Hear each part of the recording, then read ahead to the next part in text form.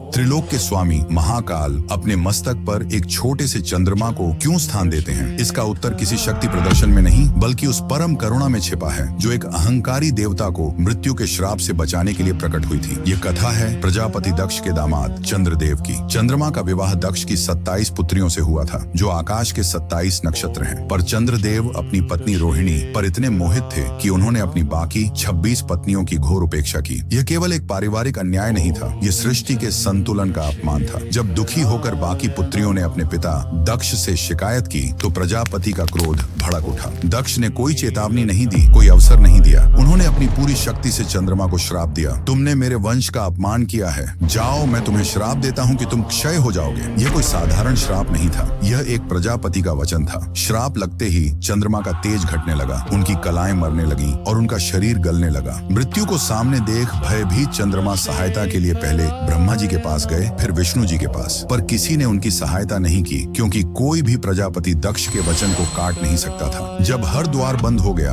जब सृष्टि के रचयिता और पालक ने भी मुख फेर लिया, तब चंद्रमा ने वह किया जो हर असहाय जीव अंत में करता है। उन्होंने महादेव के चरणों में शरण ली। वे कैलाश पहुंचे और शिव के पैरों में गिरकर अपने प्राणों की भीख मांगने लगे। महादेव ने श्राप को देखा, चंद्रमा के पश्चाताप को देखा और सृष्टि के संतुलन को देखा। वे जानते थे कि श्राप को पूरी तरह समाप्त करना धर्म के विरुद्ध होगा, पर अपने शरणागत को मरने देना भी उनकी प्रकृति के विरुद्ध था। तब उन्होंने एक ऐसा मार्ग निकाला जो केवल महादेव ही निकाल सकते थे। उन्होंने चंद्रमा को उठाया और अपने शीश पर अपनी जटाओं में धारण कर लिया। शिव के शरीर का स्पर्श पाते ही चंद्रमा की मृत्यु रुक गई। महादेव ने श्राप का मान रखते हुए उसे संशोधित कर दिया और कहा, दक्ष का वचन व्यर्थ नहीं जाएगा। तुम 15 दिन क्षीण होगे, पर अगले 15 दिन मेरी ऊर्जा से तुम पुनः पूर्ण हो जाओगे। उसी दिन से कृष्ण पक्ष और शुक्ल पक्ष का चक्र आरंभ हुआ। वह अर्धचंद्र महादेव के मस्तक पर एक आभूषण नहीं बल्कि एक वचन है। यह वचन है कि जो कोई भी, चाहे वह कितना भी दोषी क्यों न हो, यदि सच्चे पश्चाताप के साथ उनकी शरण में आता है तो वे उसे मृत्यु के मुख से भी निकाल लाते हैं। वह चंद्रमा इस बात का प्रतीक है कि महादेव का दरबार न्याय का नहीं बल्कि करुणा का दरबार है। उस चंद्रशेखर के सम्मान में जो अपने भक्त के लिए श्राप को भी वरदान बना देते हैं, कमेंट्स में ओम चंद्रशेखर नमः अवश्य लिखें।